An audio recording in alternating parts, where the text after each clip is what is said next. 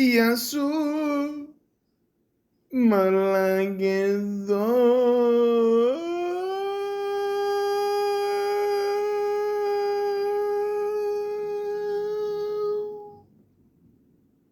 Welcome to the Malaka podcast. The Whale.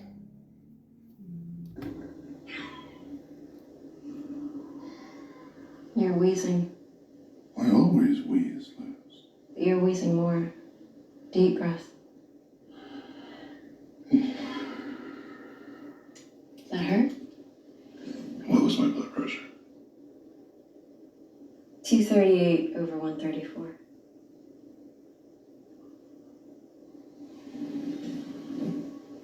Oh, Yeah, oh. hey, could you hand been to the bathroom all day? I'm ready to explode.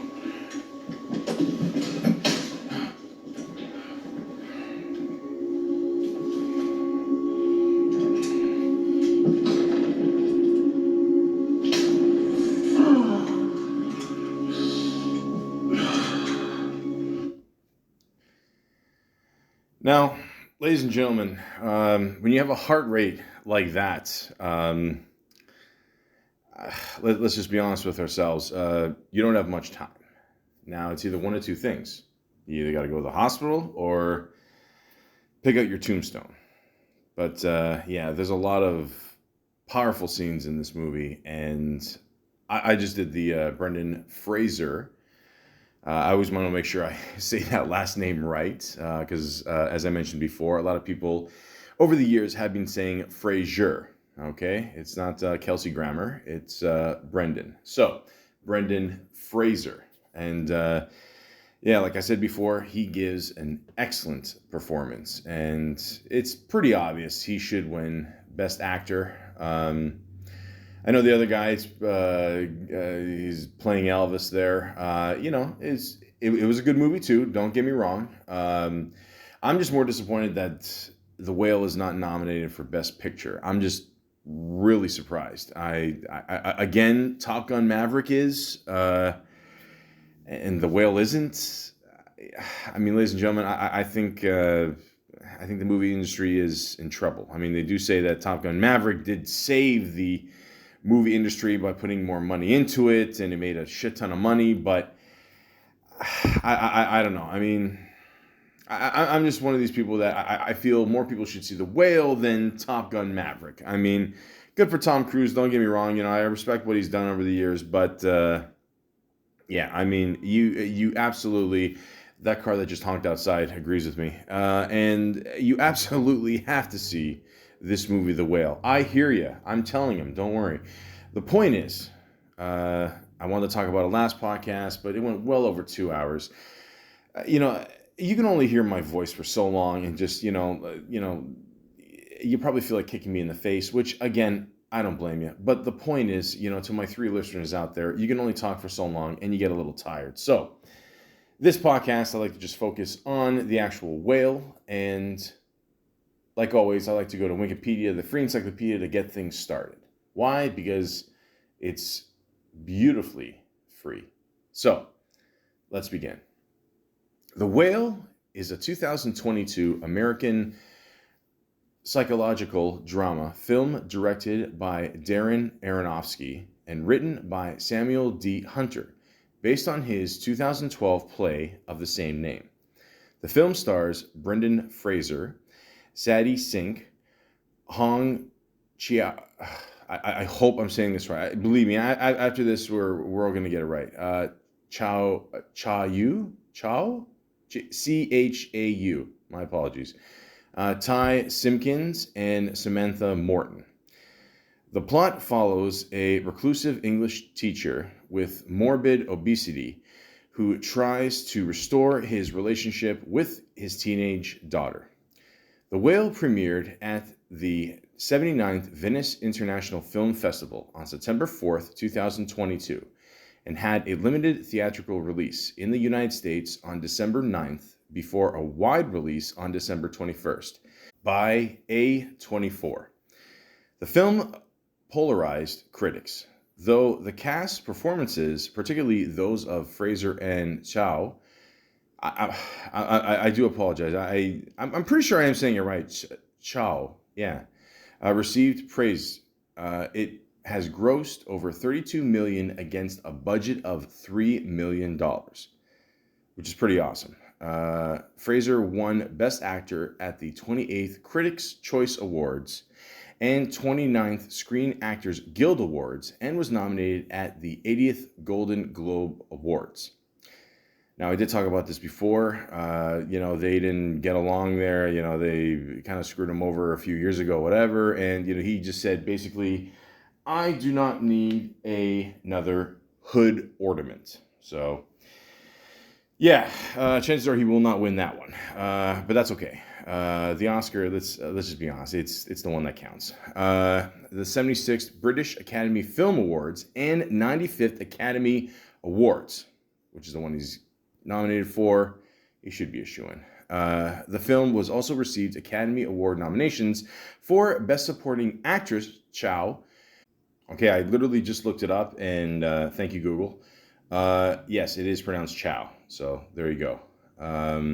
And Best Makeup and Hairstyling, as well as a Producers Guild of America Award for Best Theatrical Motion Picture nomination. So there you go. People are well aware of this movie. He was given like a 7-minute standing ovation when it first happened in Venice, and yeah, that is insane. I mean, really, like if you think about it, because I mean, you see it on YouTube there, and just he's such a humble guy, Fraser, and I mean, the guy deserves it for sure. I mean, it's just a hell of a performance here. So, if you guys don't mind, I'd like to talk about the movie itself. As I said before, he's an English teacher. He's just morbidly obese. I mean, the guy. It's one of these situations where, let's just be honest. He can't. He can't. I mean, he can move, but it's just. I mean, like you see throughout the movie here, like he just. It's just life is hell. You know what I mean? And like one thing I want to say right off the bat here is the facial expressions of Brendan Fraser is just amazing. Like I mean, Brendan Fraser, like alone, like I mentioned this before in the previous podcast, but I mean, like he does sometimes, like when he talks, and I swear to God, like I'm not making fun of him, but like it almost feels like you feel sorry for him already, or like he's about to cry. So like the casting for this movie is like excellent by itself anyway, because you can, and all the stuff, like if you listen to the Brendan Fraser podcast I did, I mean, you could see all the shit the guy went through, the injuries, his divorce. I mentioned maybe a few times more than I had to. He's paying $900,000 every year to his ex towards his 3 kids ever since 2007. So that's 16 years of paying almost $1 million. I mean, it is just insane. And as I explained before, what happens is at the time you get a divorce, whatever you're making and whatever agreement you have. So if he's making a shit ton of money at that time, at the peak of his career, and that's the agreement, that's how much you have to pay, for whatever, until maybe you get another arrangement or whatever. But like, I mean, like people don't realize that. Like people think, oh, this money just keeps coming in and in and in. Well, yeah, you reach a certain peak at being an actor, and yeah, who knows? Maybe you can have some clunkers, or something happens, you get injured, and yeah, well, that's still on you. It's like in Goodfellas. Oh yeah, your building fell on, or like something fell on it. Fuck you, pay me. Oh, you had a fire. Fuck you, pay me. Like you still gotta pay the same amount. It doesn't matter. So. And like I said, the facial expressions in this movie, I mean, there's just times where, like, listen, I'm a man. I do cry. I'm not gonna lie. But there were a few times in this movie, I'm not gonna lie, I felt like crying. I was like, holy cow, this is like, this is just insane. So, yeah, he, I mean, it's just, yeah, it really touches you, and and sometimes like you feel like when you look at him, he's like, kind of confused and like he doesn't know where he is, and he just wonders like, oh my god, like how did my life get to this point? And you really feel for him, and yeah, it is quite the performance. But not only does Brendan Fraser give an excellent performance, Sadie Sink plays his daughter Ellie, and as I mentioned before, I was looking at her and I was like, where have I seen her before? And again, this is me being an idiot. I've watched every single episode of Stranger Things. Great show, by the way. I mean, very reminiscent to the '80s and all that stuff. And I mean, and I was like, okay, yeah, that's her. Like she's from the show there, and she gives a really good performance too. Ty Simpkins, who plays Thomas, who is a guy who I don't want to give away too much of his character. Basically, he's a guy who works for this certain like help group, whatever, and you find out there's more of the story. Let's just say, like again, I don't want to give it away, but he gives a great performance as well. Hong Chow, who plays the nurse, it really makes you wonder, like, especially during these times, especially like the last couple years, that we dealt with COVID, and like, I mean, how much have nurses just had to step it up? Not even just for these people, but just in general, just for everyone who's gotten COVID and working God only knows how many hours at hospitals. So as you're watching this movie, and keep in mind they made this during COVID, so I mean that's more ironic, and you're just watching this and you're like, oh my god, like she's going through. I mean, like I'm not saying she's going exactly through like what he's going through, but you can tell, like, just if again, facial expressions is a really big thing in this movie. Like you can tell, like there's a lot of silent moments, but where just like the characters, you can see them thinking about their lives and other people's lives, and it's just like you can see it on her face, like she's just watching this guy literally just kill himself, and she's telling him like, look, you gotta go to the hospital, you gotta go, like just yelling in his face and all that, and she's not doing like any damage here, just or I mean just or just like like it's not helping at all, like she's really trying, and he's just like, I want to die, it doesn't matter. So yeah, I mean, like again, these last couple of years with COVID, like you really feel for all these nurses, and again, she gives a really good performance as well. Samantha Morton plays Charlie's ex. By the way, Brendan Fraser's character is named Charlie. I forgot to mention that. Doesn't have a last name. It's not Chaplin. It's not Sheen. I don't know. We don't know the origin. But yeah, she plays Mary, his ex, and again, great job there. Like she just feels like. And you can tell, see the problem, or another problem, but like you see through all these characters. I mean, like when they're all dealing with this guy, and they're all thinking to themselves, some of them are kind of like new to the situation, like new, just getting to know him and whatever. Some people know him for a long time, and like they're really just thinking to themselves, like, is this partly my fault? Is this like, am I getting through to this guy? Like, will anything get through to this guy? Will he, like. Like will something go through, and even she's getting mad at him, and because it was pretty much like his fault, why they broke up, and I'm gonna get into that in a little bit, but yeah, I mean she does a great job as well, and there's only three other people in this movie. There's Cynthia Sridharan. He plays Dan the Pizza Man, who again I can't really give a lot away there, but then again if you've seen the movie, there's not a lot to give away. But J.C. Sink, she plays a young Ellie. You see her just for a little bit. And then Wilhelm Shaw Haladek. Oh, God, God only knows if I said that right. I mean, this guy could be... I'm looking at a picture. I mean, he could be like Weird Al's kid. But anyways, Liam, he's uncredited. But yeah, and that's it, guys. That's it. There's literally 8 people in this movie. That's it.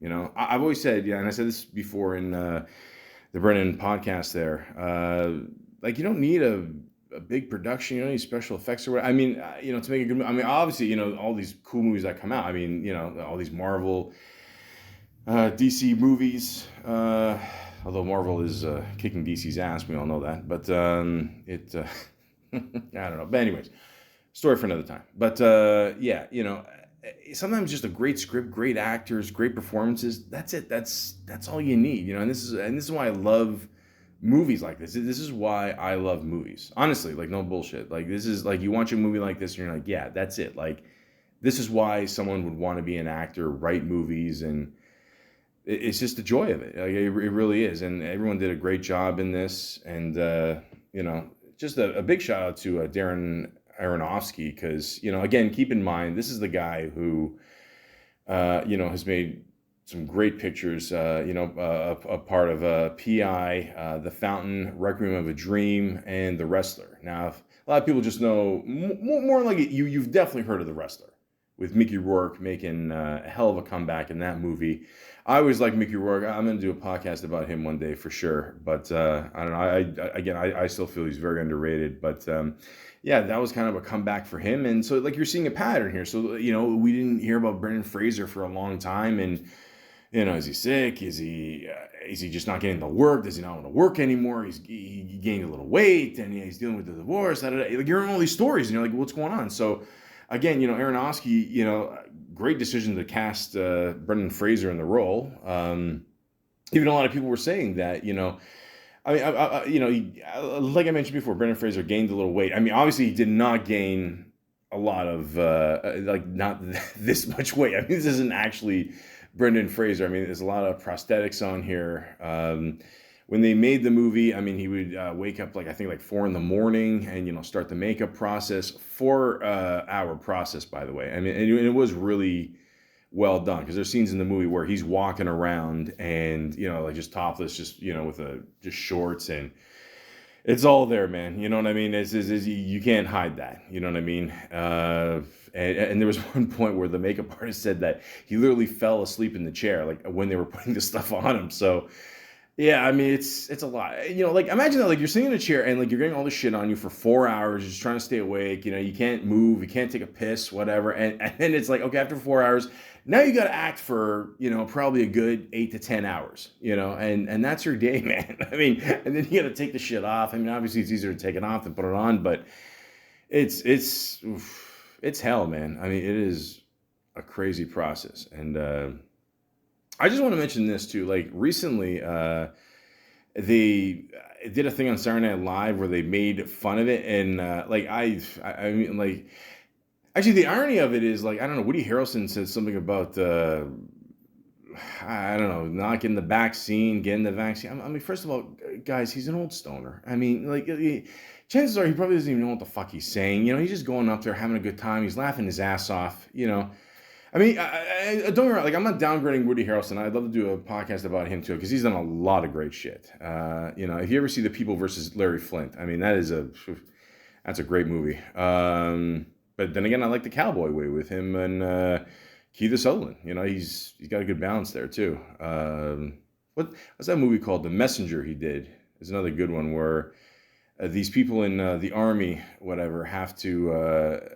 no. Oh, yeah. People die in the army, and then it's these people's job to go to someone's house and tell them, that their loved one has passed on, So, and trust me, guys, it's not as easy as you think it is. That is not an easy job. But anyways, I'm getting off track here. But the point is, he said some stuff there, and I thought he was going to get more shit about him being in the fat suit, and they made fun of it, no, I actually gained the weight. And then he said, oh, no, we could have gave you the prosthetics. Really? You could have just gave me the prosthetics? I didn't have to gain weight for 6 months? So I don't know. Maybe you got a little shit for that. But, again, it probably, it's kind of making fun of the whole, whale thing. But, it is a crazy process to go through all this. I mean, it is just, it's crazy. And it's just well worth it for sure. And, yeah, like I said, if you have not seen this movie, I encourage you to see this movie. And I'd like to talk about it even more in detail, if you guys don't mind. But I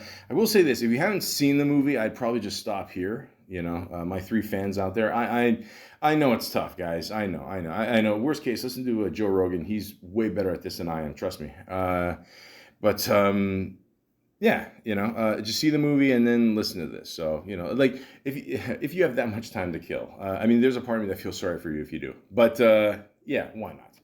So yeah, let's begin here. So in the beginning of the movie, you got Brendan Fraser. Obviously, the movie was made during COVID times. A lot of people were just using Zoom to do their work conferences and all that, and of course, they put it in the film as well. But to be honest with you, I mean, they probably would have done this regardless anyway, because like I said, I mean, he's just morbidly obese, and he can't leave the apartment. He doesn't go anywhere. So of course they're doing, he's a teacher, and doing the whole Zoom thing. You see all the students on the screen there.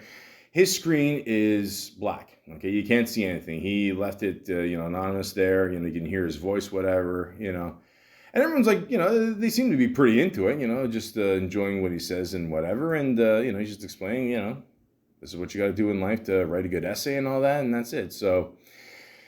And then the opening scene there where he's on the couch, and it says every day, by the way. It says it starts off with Monday, and it goes from there. But yeah, he's a homosexual, and he's just masturbating to gay porn. Looks like two guys in the shower having some fun there, and it's crazy because it looks like as he's coming, like it's almost painful, like literally, like even jerking off is painful for this guy. He can't even,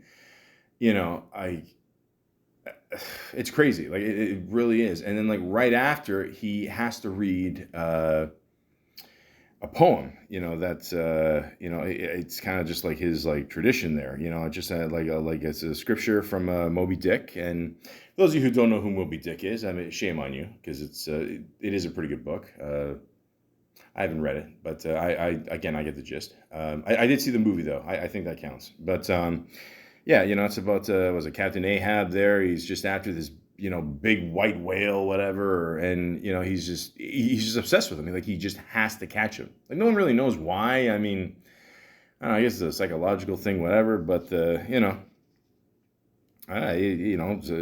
Some people collect stamps. Some people kill whales. What are you gonna do?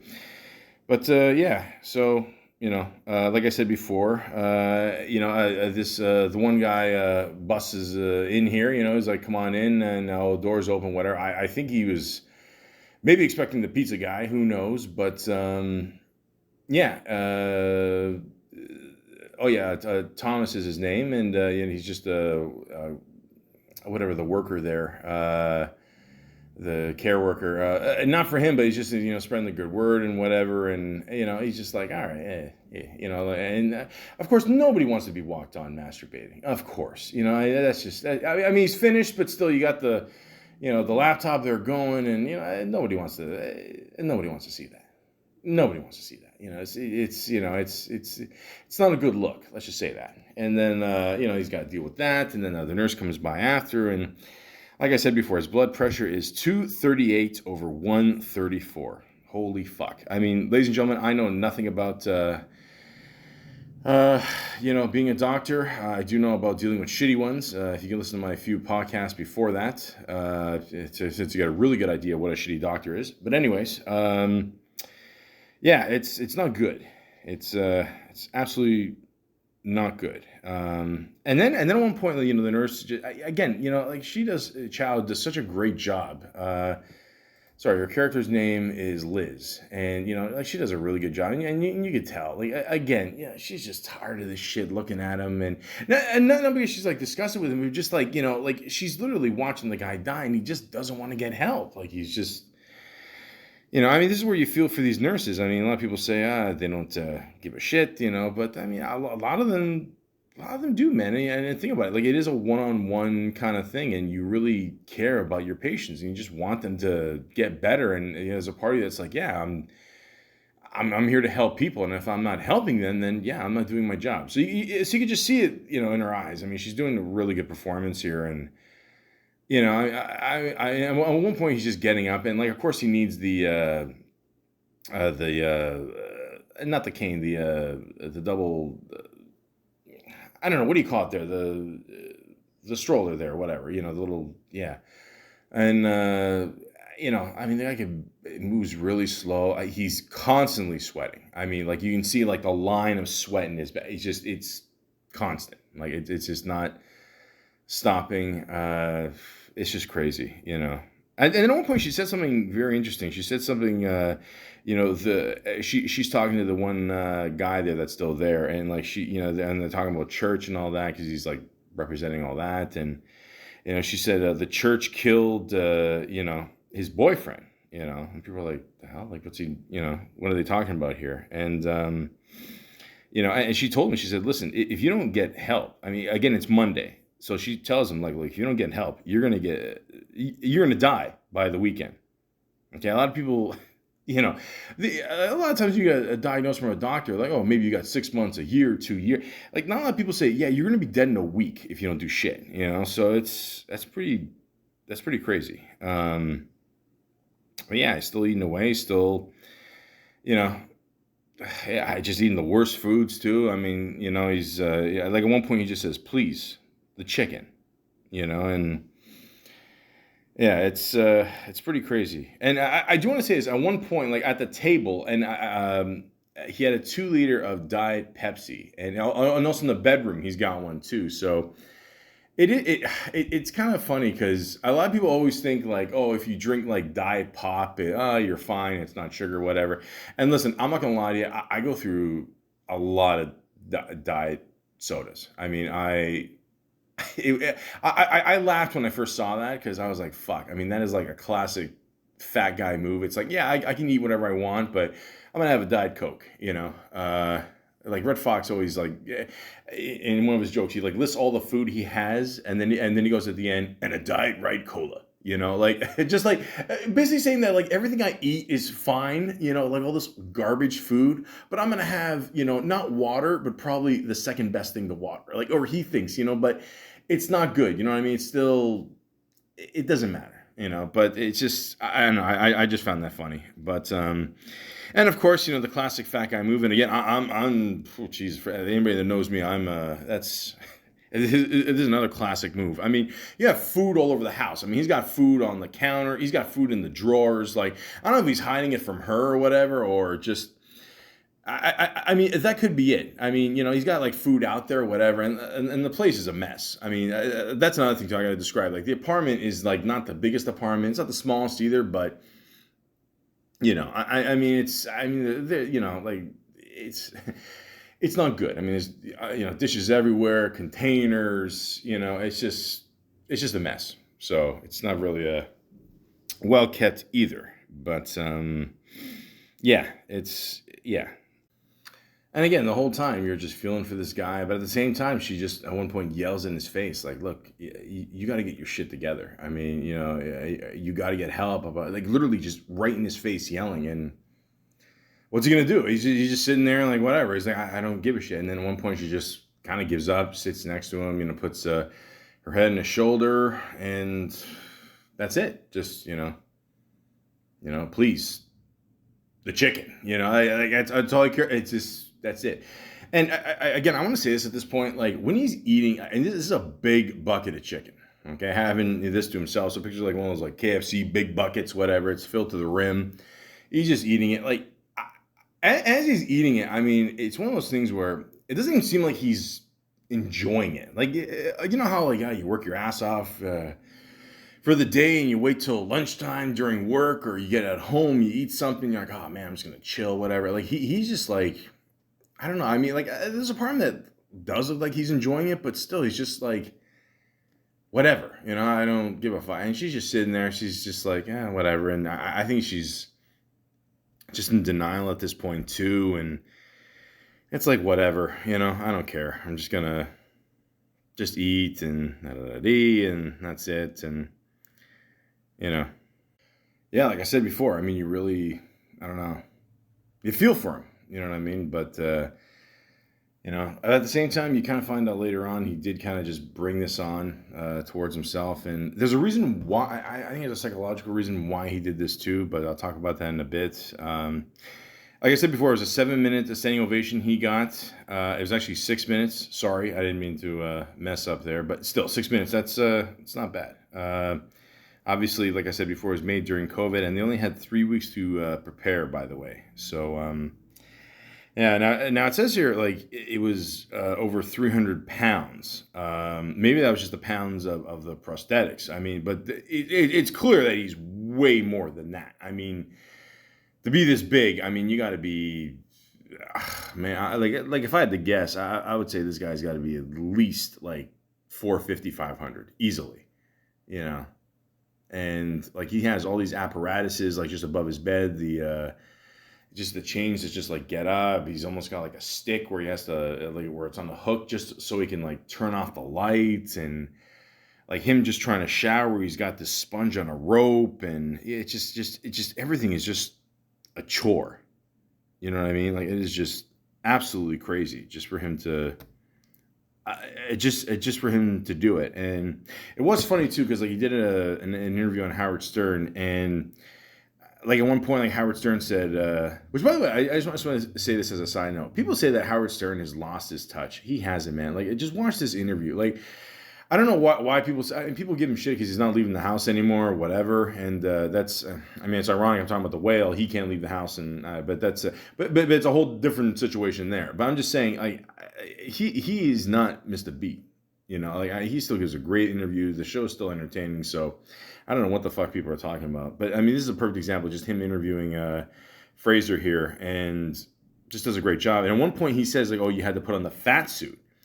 And at one point, Fraser said, like, can we stop using that term, like fat suit? And, you know, he was really serious about it. You know, he's like, listen, I don't want to use that term. And it's just, you know, we're just trying to avoid that. So it's like, all right, you know, he's really serious about this. And speaking of being serious, he looks up, you know, how bad that heart rate is. And, you know, it just, I mean, basically just says online, like, it's critical. I mean, like it is just bad, you know, and yeah, it's not good, you know. At the same time, he's just sitting there, and you know, he's just like, I don't know, like, what do you want me to do? Like, should I, like, I mean, you're kind of wondering, like, you know, like in his head, I think that there's a part of him that's like wants to change who he is, but it's like, you know what? I don't give a shit. You know, I don't care. Like even on Google, it said like get help and call 911. And what does he do? He goes into the drawer and grabs some chocolate instead. I mean, it's just, you know, on some level, it is absolutely a disease for sure. And like I said, I lost like 100 pounds like years ago, and you know I'm still a big guy, and I know the struggle, man. Trust me. I mean, there's times, yeah, I've had my days. I'm just like I just want to go home, eat some, and go to bed. That's it. But yeah, it's, you know, I mean, some people are different. Some people go for a run. Some people, you know, just cry. I mean, it's just like everyone deals with depression, and you know, in their own little way. So it's pretty crazy. Yeah, you know. And again, like you look at his face, and at one point he's just eating the chocolate, then he stops, and he just sits there and he's just thinking to himself. And you know, it's all about facial expressions with him, and that's a really key part of this role, simply because he can't move. I mean, like the character himself, like he can't move. So like when they were making this movie, I mean, like they knew that like a lot of it is going to be just his face. That's going to be the main focus of this character. Okay, don't expect him to jump off a building and fucking, you know, save people, or you know, like, you know, I mean, this isn't Die Hard. You know what I mean? Like he's not going to do much. Like, you know, again, you know, they show him in the shower, and it's just, you know, it's insane. Like it really is. You know, he's shaving. He always has a clean shave. By the way, he still shaves. Like I was thinking about that myself. I was like, yeah, if you're really that big, I mean, do you really like on some level he does still care about his look, like his face, you know what I mean? And at this point too, like again, he doesn't have much interaction. He looks outside, and he has this little plate of fruit that he puts for, you know, a bird. And I don't know if it was just me or not. Like I'm just a big fan of Sopranos. Maybe that's why this popped in my head. But I always think of when Christopher was getting made, and They showed the Raven, and the whole point of that is like it's there, and then as soon as he's in, they're finished like the initiation there, the bird flies away, and it's almost like saying like, look, your soul is gone. You know what I mean? And yeah, so I don't know. For some reason, I was just thinking that. I mean, maybe that's just related to that, and like that's just. I mean, it's like the freedom he doesn't have. Like he should be the one eating the fruit, but instead he gives it away to someone else. You know what I mean? To like, you know, I don't know. Maybe it's just me. I don't know. I have my moments, but anyways. So then his daughter comes, and he's just trying to reconcile with her, just get everything there going, and he's like, all right, let me just say, I'm just, I know I fucked up and all that, and I've been there for her, and he just makes her an offer. He says, look, I'll pay you, I'll help you with your essay because she's not doing that well in school, and I mean, she literally just at one point says like disgusting, and it's just not fat. You're just, and then they bring up the whole thing that like he had sex with one of his students, and that was the whole thing there. He had an affair with the student, and yeah, it just So it finally all comes out there, and of course it doesn't end well, and but they make an agreement that she'll come by and still get help from him, and he'll give her some money or whatever, and there you go. And then he orders the pizza, the Gambino's pizza. Of course, you got to put the Italian stereotype on it, okay? Because we're the ones that made him fat, sure. And I'm just joking, but yeah, and it's crazy because like when the guy comes by, he never actually came in. He just leaves the pizza there, and like there's a part of me that's really curious to see what this person looks like. Because he basically, it almost seems like he delivers to this guy's house like almost on a daily basis or a few days or whatever. And so like I mean just curiosity there, and and then at one point the nurse comes by, and again just like checking up on him, the normal routine, whatever, and she gives him a sandwich, and again, like as he's eating the sandwich, he looks just miserable. And at one point, he just literally starts choking, and she's just like talking away. But then she turns around and finally realizes, oh my God, the guy's choking, and just quickly gives him the Heimlich maneuver there, the Heimlich. Sorry, I said something else there, and and also one thing I realized too is he's got like a big plastic cup, and again I don't know, I almost feel like God is giving me some subtle messages too, man. I mean, what the fuck, like with the Diet Coke and the big cup, like anybody knows me, I have this like big plastic cup too, but I have it because I love cold drinks. I know I'm making an excuse here, but like believe me, I do put water in it, trust me. I do know what water looks like. It's clear. I had a discussion with someone recently. They thought they thought the ocean water was blue, and I was like, no, the sky is blue. And they're like, oh, I swear to God that actually did happen to me. But anyways, I just love cold drinks, and it's almost like a thermos. You know what I mean? So that's why I keep, and I hate when the moisture comes out of the glass and leaks everywhere, whatever. So I mean, that's it's not an excuse. But I'm just saying it's a classic big guy move to have like a big cup. I mean, but then again, I've worked with security guards that come in with like a 4-liter bottle of water, and it's warm, and I cannot drink water warm. I'm going off topic here, but I'm just saying the point is, so he's got like just everything kind of surrounded, like like just around him, just so he doesn't really have to move, and he doesn't have to. Like, food is brought to him, the cup, and I mean it's like no exercise whatsoever unless he's going to the bathroom or going to bed or showering. I mean, it's like nothing, so. It's not good. Also, I did find at one point that he is talking to his daughter at one point, and she does say, "Thank you, Wikipedia." So I'm not the only one that uses Wikipedia, by the way. So that's good to hear. But again, like the back and forth between her and Brendan here, it's really good. Or I should say Charlie here, but. It is really good. I mean, this is like the best moments of the film. I feel, because he's just trying to make her understand. Like, look, I just, like, I think everyone knows around him, like, he just wants out, and, there's no real point of him, like, trying to just explain this over and over again. And, everyone's just like, okay, whatever, just, we want to help you, but, we know there's no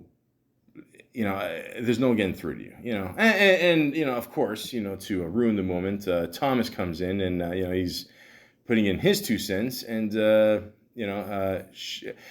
she's very much obsessed with taking people's pictures, and, just kind of getting proof of, I don't know. I mean, again, you can't blame her for having trust issues, because, the whole father thing there. And, like I said, you do the online dating thing. Oh, fuck, it's even worse. But the point is, listen to those archives. Those are great that I did. But the point is, so again, she leaves, surprise, surprise. She's pissed off again.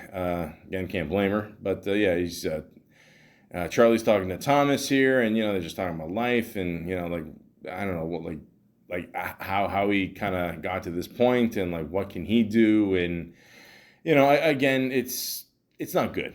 It's really, there's no point. He's not really getting through to him, and it just seems like an uphill battle for nothing. And at one point, Charlie just tells him, he just asks him, he says, like, you find me disgusting, and he just says, no, I just want to help you. And then at one point, the nurse comes in again and got him a wheelchair, and he gets into the wheelchair, and then she starts. I mean, she made like kind of it's funny, but it's a bad joke. I mean, like she gets him in the chair, and then at one point he starts backing up, and she goes beep beep beep, like a like when a truck is backing up, and I don't know, it's funny, but it's like, dude, come on, But that's, I mean, that kind of establishes like how close they've become. It's not like she started working for him yesterday. I mean, she really knows him, so I don't know. But then it kind of makes you wonder. I mean, like, yeah, you're supposed to be a professional nurse. I don't know if you could do that, whatever. But yeah, I'm not gonna lie. The size of this wheelchair is pretty crazy. I'm not gonna lie. It's definitely like, it's almost like having a lazy boy on wheels or something. But yeah, and then at one point she just goes outside, and she just has a smoke, and and then Thomas and him start talking, and you realize that Charlie's lover and Liz, that's the brother, and they found him dead like afterwards, and that's hence the bond, you know what I mean? So yeah, that's pretty crazy. So sometimes you need that. Sometimes you go outside for a smoke and just chill out, and makes you think, and you get away from the world. And I did a whole podcast about smoking there, so I don't know, you can tune into that one if you want. And you find out this is like during just right before like Trump 2016 era, and she also suffers from depression. She's trying to do her best with that as well, and she's smoking weed, and then at one point she talks to Thomas and finds out that he's not really who he says he is. He's just kind of running away from home, and I kind of just fell into this, and it's and then oh, I don't smoke weed, and like I love when people like say they quit smoking weed, and then as soon as you give them weed, they start smoking weed. It's like, there you go. And that's one thing about this movie too, is that you notice like everyone, like, I mean, the irony is no one's like overeating, but people are still smoking. Like, she's smoking, they're both smoking, so I think it's kind of like a hidden message there, saying that everyone's got their own way of dealing with their problems, maybe eating, smoking, or whatever. I don't know. That's just what I got out of it. But yeah. And then at one point, the wife comes over, and because at this point the daughter there gave him a few pills just so he could chill out there, and just he passed out, whatever, and of course the wife and him start talking about the past and what happened, and it's not your fault, I brought all this, and of course she's smoking too, so literally everybody's smoking except this guy, you know what I mean? So I just found that funny. But yeah, they're talking about how it's the right thing to do. Just leave her the money. Like 120,000. And when he said that, it was pretty crazy. But and then at one point, I got to say this: like when she leaves, like he just goes on a crazy eating binge. I mean, insane. And the music that plays with it, like the soundtrack, is really good. It's almost like as you're watching him and you're listening to the music, you're like, oh, yeah, you're just saying to yourself like, don't do it, man, don't eat, don't, it just brings that out of you. You know what I mean? It's just like he can't do it. And at one point, he just throws up, and I forgot to mention this before too. Like before when he first saw the daughter, like the daughter said like, come walk to me. And like, again, he couldn't even do that. Like he tried doing it and he fell. And I mean, it's just like, it's a hard watch at times. It really is. But it's just, it's kind of one of those things. It's just like, like watching a car crash. I mean, you should look away, but you can't help but to look, right? I mean, it's just one of those, yeah, it's just one of those things. And, yeah, it's pretty crazy. And yeah, and again, like he's just just recovering here from all the food he ate, and and then of course Thomas comes in, trying to help him out again, and and he tells him, look, I'm disgusting. I'm not in good shape here. I mean, like, there's nothing you can do for me. People again, like people are just trying so hard to help this guy, but again, like he just, he still feels guilty for like what he did, with his ex there, being the student and all that, and I feels bad for the effects it had on his ex and his daughter, and it's just and this is how he's dealing with it, with just overeating, and yeah, it's like I said, guys, it's a hard watch at times, but it's, again, Fraser really just gives a really good performance, and you could tell, like, I think there's a part of him that really does want to get better, but I don't know, you just don't know if he has it in him anymore to actually do something about it. And of course Thomas is telling him, like, look, you could still, I'm still here to help you and whatever. And before, when him and the daughter were talking there, Thomas and his daughter, they were just like, she locked him in the room there. I forgot to mention that. And she saw a picture of Charlie, with the student there, and then he saw one book there, and he tried to just kind of decipher what it means and all that. And like, it happened like really quickly, but what I did was I took a picture of it, and he highlighted the part in the book. Now he lit it in orange, which I found kind of interesting. I was like, why in orange? And I looked it up, and orange kind of represents like warmth. So this brought like comfort to him. And it says here, therefore, brothers and sisters, we have an obligation, but it is not to the flesh to live according to it. For if you live according to the flesh, you will die.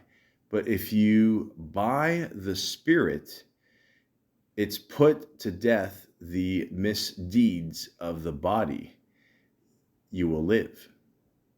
All right. So, that's, yeah. So, I mean, from what I got from that, basically, is that, on some level, he's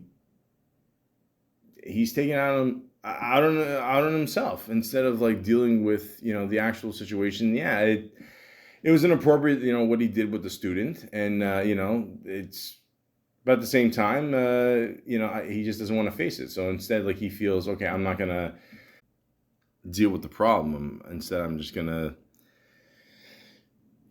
just take it out on my own body. They say depression is rage turned inward, so instead of just voicing it out, he's just going to destroy himself, not anyone's fault, but his own. So I don't know. It's just it's sad. Like he's in his own little private hell here. So, and then like at the end, I mean, he has a. I mean, this is where the movie all kind of comes together here. Like at the end here with his daughter, and like he does help her. Like he basically just like almost like wrote the essay himself here, and they said he submitted it, and there's always like one poem that he always liked that he liked that she did, and that's always brings him back, and like he always has these flashbacks of them at the beach too, and he's just like you don't really see his face, you just see his feet at the water, and you see like just his back, and like the daughter playing in the background there, and it's like, again, it's reminiscent to Moby Dick, the whale. So I see, that's why I maybe I'm really overthinking this, but that's why I think it looks like he shaves almost every day. Like he doesn't want a beard. He wants to look like a big whale, like a big, and of course there's no beard in a whale, obviously. It's nice and smooth. Like his skin is smooth, like, a whale. Right. So I think a lot of it has to do with that. I think just psychologically, like he's kind of like becoming what his daughter really fell in love with, like look wise and like psychologically. But, again, it's fucked up. I mean, like, no one expected him to blow up like literally a whale.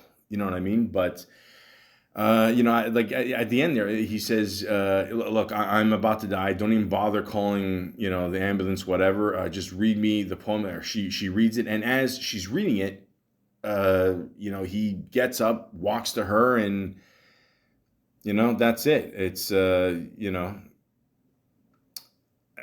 that was his time.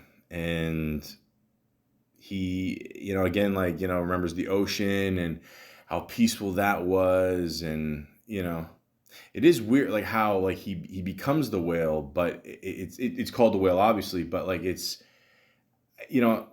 almost as if he's trying to just relate to some really good part of not only his life, but someone else's life as well.